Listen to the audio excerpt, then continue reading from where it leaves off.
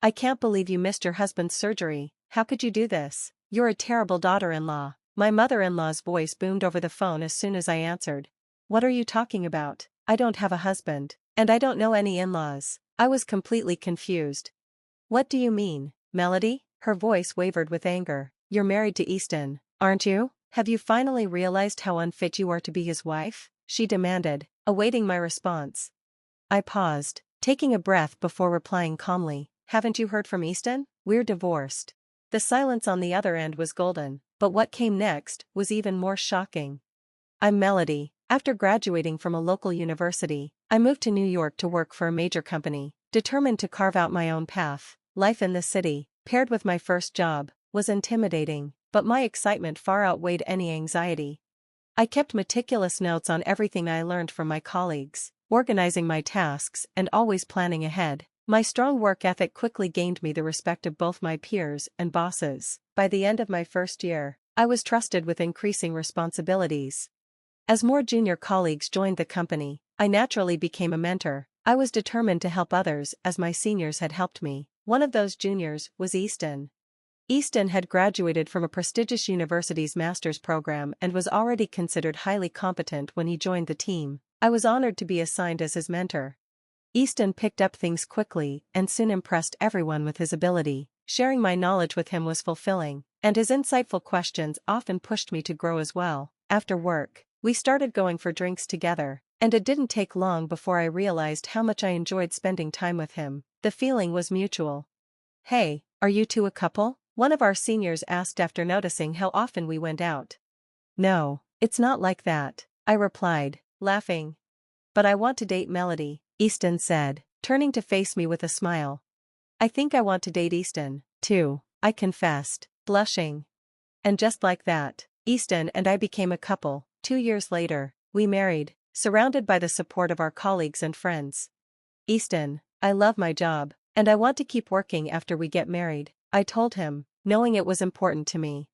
Of course, I fell in love with you because of your passion for your work. I'll handle the housework, Easton said, fully supportive of the idea of a dual-income household. But my mother-in-law had a different opinion. During my first New Year's visit to their home as a married woman, she confronted me. When are you going to quit your job, Melody? She asked abruptly. I've told you before, I really enjoy my work, so I don't plan to quit, I responded politely. You've been married for a year, you should be thinking about children, not your career. Your place is at home, supporting your husband, she insisted. But Easton and I discussed this, I explained, hoping she'd understand. He's just being kind to you. It's absurd for your husband to do housework, she retorted, dismissing my words. I tried to explain myself, but she wasn't listening. Finally, Easton intervened. Mom, we've talked about this, he said firmly. Fine, but it still doesn't sit right with me, she huffed. We're happy with our life. If something's wrong, we'll handle it, Easton responded, calm but resolute. Well, if that's what you want, she muttered, finally backing down. I quietly thanked Easton for standing up for me. Thank you, Easton. I'm the one who should apologize, he said softly. If my mom bothers you again, let me know. Although I was still uneasy about my mother-in-law, Easton's support helped me feel secure in my decisions. I was able to enjoy our newlywed life, both at home and at work. Months later, I was offered a promotion. I couldn't wait to share the news with Easton. Guess what? I'm getting promoted this April, I told him excitedly. Promoted to manager? He asked, raising an eyebrow. Yes, my hard work has finally paid off, I replied, eager to share my happiness. But his expression darkened. Melody, whose credit is that? He asked coldly. What do you mean? I was stunned. You're able to focus on your career because I handle the housework, right? Isn't it strange that you're getting promoted before me? You're holding me back, he said, bitterness creeping into his voice. Easton, what are you talking about? I asked, bewildered. This wasn't the husband I knew. He suddenly accused me with an illogical theory, and the kind Easton I had once known seemed like a distant memory. Wait, didn't you agree that I could balance work and family? I reminded him, trying to reason with him. Balance? He frowned, his tone cold. The only reason you can manage work is because I help at home. Are you really going to pretend you're balancing both? You're not even a proper wife. That's not true, I protested. my voice trembling with hurt. Easton's words only became harsher. If you can't manage housework, why don't you quit your job and focus on your family? I don't want to quit. My boss recognized my hard work. I'll work harder at home, too, I said desperately, hoping to salvage our relationship. Determined to prove myself, I took on all the housework myself, without asking for his help, but Easton didn't appreciate it at all. In fact, he began to criticize things he had never mentioned before. Did you just grill meat for dinner? He asked one evening, inspecting my meal with a critical eye. Huh? It's sautéed pork. I seasoned it properly, I explained, surprised by his critique. Seems like you're taking shortcuts, he remarked dismissively. You only make simple dishes because you're working, right? As time passed, Easton started coming home later and later, citing work-related drinking parties. We were growing distant. Easton, why don't we eat dinner together once in a while? We barely talk anymore, I suggested, hoping to reconnect. No matter how much I reached out, he remained distant. I don't want to eat your lazy meals, he snapped, his words stinging. Even at work, Easton began complaining about how I was cutting corners with the housework. It didn't end there, he also spoke to my mother-in-law, and her attitude toward me soured. Melody, you said you would handle the housework, but it seems like you haven't been cooking at all lately, she criticized one day. That's because Easton hasn't been coming home, I explained, feeling defeated. Excuses are unbecoming, my mother-in-law shot back coldly. Your husband isn't coming home because you're not doing your job. A wife should create a home he wants to return to. I felt crushed, my self-worth crumbling under her harsh words. From the beginning, Easton, who graduated from a top university, and you, from a small local one, were never a good match, and now you're so bold to want to work without appreciating the privilege of marriage, she concluded with disdain. Even though I wanted to talk to Easton about everything, he had started staying out even later, sometimes coming home only in the morning. Easton, are there really that many work-related drinking parties? I asked one morning. Who are you with all the time? You don't need to know that. Even couples need privacy, he replied evasively, avoiding the question. I began to grow suspicious of his behavior. Something didn't feel right, but he didn't try to communicate anymore. Instead, he would lock himself in his room as soon as he came home. The next day, my intuition was confirmed. On my way home from work, I realized I'd forgotten something and went back to the office. As I walked, I spotted Easton, walking arm in arm with a woman I didn't recognize. Without thinking, I sent him a message. Easton, are you still at work? I need to talk to you. Can you come home? He replied almost instantly. I can't come home, I'm busy with work. I knew he was lying. Had he been pretending to work all this time, only to meet other women? When he came home that morning, I confronted him. Welcome home, I said coldly, waiting for him in the dimly lit room. What? Easton was taken aback. I told you I needed to talk, I said, my voice steady, despite the storm inside me. Can't it wait until tomorrow? I'm exhausted from work, he groaned, trying to avoid the conversation. Work? Is meeting women part of your job? I shot back, pulling up the photo I had taken. His face drained of color, but instead of admitting his wrongdoing, he turned the blame on me. This is your fault too. If you were a better wife, I wouldn't have to look for comfort with other women. What? I was stunned, my anger rising. That doesn't give you the right to cheat. He stayed silent, his stubbornness only fueling my frustration. I'm doing most of the housework and fulfilling my duties as a wife, so what's your excuse? I demanded, my voice shaky with fury. It's because you're acting so high and mighty after your promotion, he muttered, bitterness in his voice. What? I could hardly believe my ears.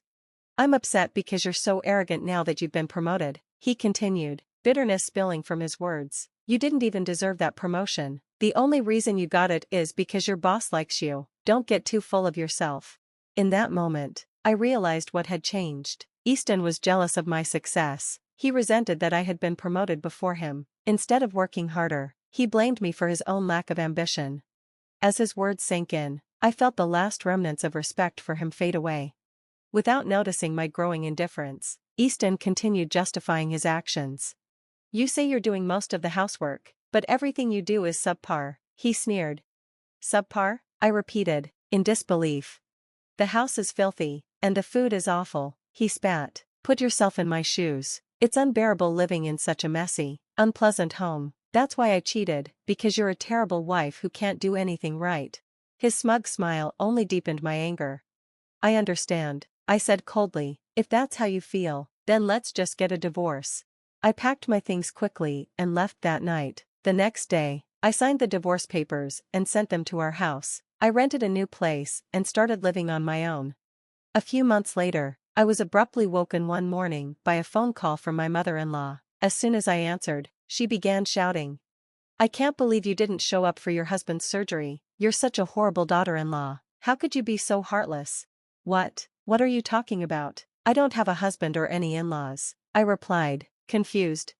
What do you mean, Melody? You're Easton's wife, aren't you? Have you finally realized how unworthy you are to be his wife? She asked, her voice full of scorn. She continued her tirade, and I remained silent, letting her words hang in the air. My silence seemed to frustrate her further, and she sighed loudly. Well, never mind that. If you want to prove yourself as a proper wife, come to the hospital right now, my mother-in-law demanded, her voice sharp. Apparently, Easton had been in a car accident on his day off, crashing into a guardrail. Hearing the name of the hospital, I calmly replied, Mother-in-law, didn't Easton tell you? We're already divorced. There was a stunned silence on the other end of the line. What? Divorced? She gasped, her voice faltering. Yes, we divorced because of his infidelity, I explained matter-of-factly. Infidelity? She shrieked, disbelief dripping from her tone. Ignoring her outburst, I continued, he blamed me for his affair, claiming it wasn't his fault. My son isn't at fault. That's right, he'd never cheat unless he was pushed to it, she muttered, grasping at straws. If he did, it's your fault for being a terrible wife. I could hardly believe how closely she parroted Easton's own excuses. Even so, I replied calmly, infidelity is never justifiable, is it? My mother-in-law fell silent, unable to respond. Deciding not to press the issue, I instead said, Oh, by the way, mother-in-law, thank you for calling me today. What? She asked, clearly puzzled. Why are you thanking me? I've been wondering where to send Easton's reminder letter since he moved out of our apartment, I said nonchalantly. Reminder letter, she repeated, her voice wary. When we divorced, I filed for compensation. Easton agreed to pay, but the payments are overdue, I explained. At the word compensation, my mother-in-law grew noticeably flustered. Before she could interrupt, I added, I didn't want to involve you, as it's a matter between me and Easton. But now that I know where he is, I'll deliver it to him directly. Panic colored her voice as she hurriedly protested, Wait. Easton just had surgery yesterday. Don't do anything that could worsen his condition. I smiled, though she couldn't see it. Even so, if I miss this chance, he might dodge me again. Don't you agree? But the surgery bill, she sputtered. We can't afford compensation right now. Easton doesn't have much savings, and I had to cover the hospital costs. I suspected Easton had squandered his savings on his affair, but that was not my concern. Staying silent, I let her stew in her predicament. Desperate, she made another suggestion. Fine. Then tell me the name and address of that woman he was with. Easton could leave you and be with her instead. Maybe we could get money from her. I almost laughed at the absurdity of her request. That won't work, I said flatly. Why not? She demanded. She's married. Her husband found out about the affair, but they reconciled. They've already paid the compensation in full and likely want nothing more to do with Easton. Her gasp of despair was almost theatrical. Sensing her defeat, I said evenly, I'll come to the hospital now, as you suggested. See you shortly. Wait, she cried, but I ended the call. At the hospital, I found Easton pale and weary from his surgery. I handed him the reminder letter without preamble. His reaction was pathetic. Melody, he said weakly, his voice full of feigned remorse. I've been a wreck since we split. I realize now how much I need you. Can't we forget the past and start over? Before I could respond, his mother chimed in, her tone cloying. That's right, Melody. You can work as much as you want now. Isn't this the perfect time to support Easton, who can't work while he's recovering? Their selfishness was nauseating. I met their pleas with an icy stare and said, I came here only to deliver this letter. If you refuse to pay the compensation, I'll take this matter to court. At the word court, both their faces fell. Without waiting for their response, I turned on my heel and left the room. The threat worked. My mother-in-law quickly transferred the overdue payment to my account.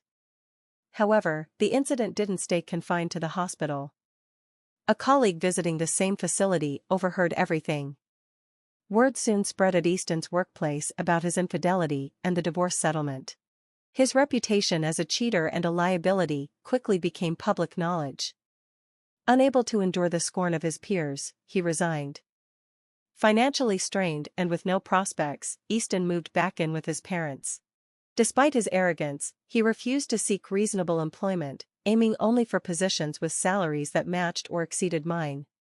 His stubbornness left him jobless for months. Eventually, desperation forced him into day labor just to survive.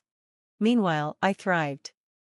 Free from Easton and his overbearing mother, I threw myself into my work with renewed passion. My efforts didn't go unnoticed, I earned another promotion and felt more fulfilled than ever. For myself, for my boss who recognized my potential, and for the colleagues who supported me, I vowed to continue pursuing my goals with integrity and determination.